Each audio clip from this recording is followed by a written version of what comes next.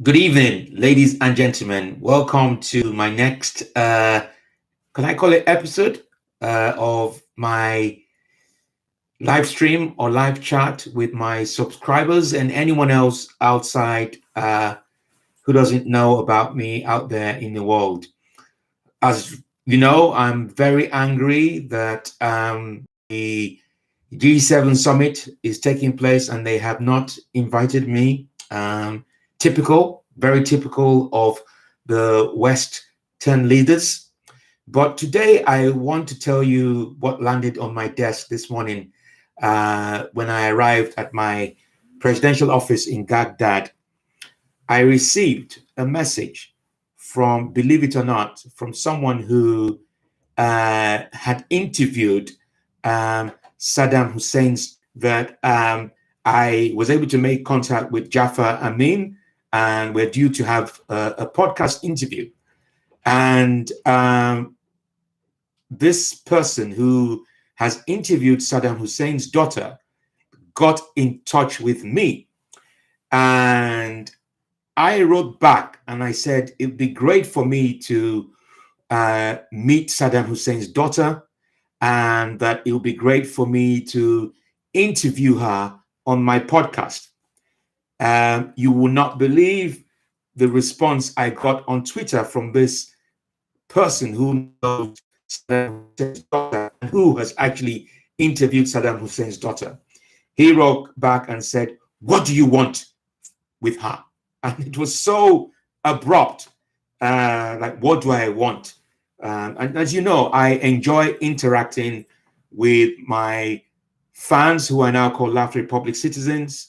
And I posted on my Facebook fan page that I had made contact with someone who knew Saddam Hussein's, who knows Saddam Hussein's daughter. And this is the response I got from a prominent Laughter Republic citizen. He said, "You should ask if she would consider being one of your many wives. You alone, Your Excellency, can keep her in the style of dictatorship she was once used to." I then wrote back and said, the person that I want to interview is not Saddam Hussein's wife, ex-wife, but daughter. And he wrote back, "Yes, but well used to the trappings of dictatorship. Family life could be my point, and you could be her sugar general." So what Bill Wright is basically saying is that it's a great opportunity that I want to interview Saddam Hussein's daughter, but he reckons that this is an opportunity for me to have another wife, and she will get accustomed to having African dictatorship. I have no idea what is actually going on, to be honest with you, but I seem to be attracting children's dictators. I mean, when I, dictators, children, to be precise. And I said I should just do some research. Now we know that Saddam Hussein's daughter is very much alive, and I think she's a politician. I genuinely believe she's a politician. So I decided to do some research and find out what's happened to all the other dictators' children that we know of, what the living descendants of notorious dictators are doing today. We will start with Alessandra Mussolini, the granddaughter of Italian dictator Benito Mussolini, is a right-wing politician who was elected to the Italian Senate in 2013. She was previously an actress and a model. We have Jacob Jukhashvili, the great-grandson of Soviet dictator Joseph Stalin, is an artist living in the former Republic of Georgia, Soviet Republic of Georgia. He was once ashamed of his lineage, according to the Globe and Mail, but now celebrates his family tree. We have Sa Pachata, is the only daughter of Cambodian dictator Pol Pot. She got married in 2014 and works as a rice farmer, according to the Daily Mail. "I want to meet my father and spend time with him in the next life, if the next life exists." That's what she said. We have Zuri Rios, is the daughter of Efran Rios Mont, who took power in Guatemala through a coup d'etat in 1982. She is a politician in her home country and in 2004 married Jerry Weller, then a Republican member of the U.S. House of Reps from Illinois. Valentina Shevchuk, I think, is the only surviving child of the Romanian leader and his wife, Elena. He does research in nuclear physics in Romania. Jafar Admin, who I have made contact with, a son of Uganda dictator Idi Amin, worked as a manager for DHL for 11 years, according to Foreign Policy. Now he does voiceover in commercials for companies like Quetta Airways and Hyundai, a South Korean furniture company. Fernando Martin Manotto is the grandson of former Filipino ruler Fernando Marcos. He works as a model and owns businesses in the Philippines, including a Doc Martens footwear store, according to Inquirer. Adolf Hitler didn't have any children, but there are still 5 living members of his bloodline, descendants from Hitler's father's first marriage. They have vowed never to have children so that Hitler's legacy ends with them. So there is a long list. Putin, no, there's nothing about Putin here. I just thought maybe there was. So this is really fascinating.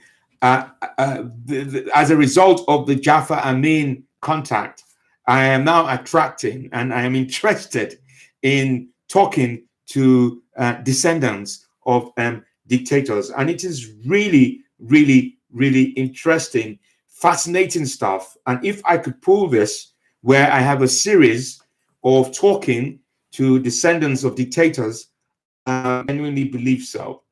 I don't know who's watching. If anyone is watching, I only have one viewer. Could you possibly make contact with me through the chat, just in case you have any questions for me? Let me know. Thank you so much. If you have any questions for me, let me know.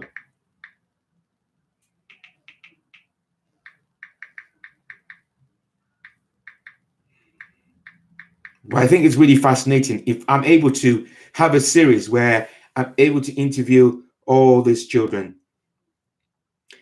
As a result of me just doing some research, there is a book that has been written by someone called it's called Children of Monsters. I wouldn't call them monsters, but Sons and Daughters of Dictators, an inquiry into the sons and daughters of dictators. It is written by J. Nodlingan. And here's the description. What is it like to be the son or daughter of a dictator, a monster on the Stalin level? What's it like to bear a name synonymous with oppression, terror, and evil? Jay set out to answer that question and does so in his book. He surveys 20 dictators in all. They were the worst of the worst. These are not my words. These are the words of Jay. Stalin, Mao, Idi Amin, Pol Pot, Saddam Hussein, and so on. This book is not about them, really, though, of course, they figure in it. It's about their children. Some of them are absolute loyalists. They admire, revere, or worship their father. Some of them actually succeed their father as dictators in North Korea, Syria, Haiti. Some of them have doubts. A couple of them become full-blown deserters. The experience of having their father, or even defectors, a few of the daughters have the experience of having their husband killed by their father. Most of these children are rocked by war, prison, exile, or other upheaval.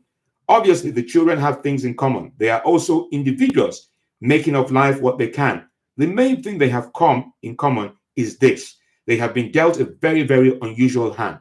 What would you do if you were the offspring of an infamous dictator who lords it over your country? An early reader of this book said there's an opera on every page, a drama, a tragedy, or even comedy. Another reader said he had the chapter of Bokosa with my eyes on stocks. Meet these characters for yourself, marvel, shonder, and ponder.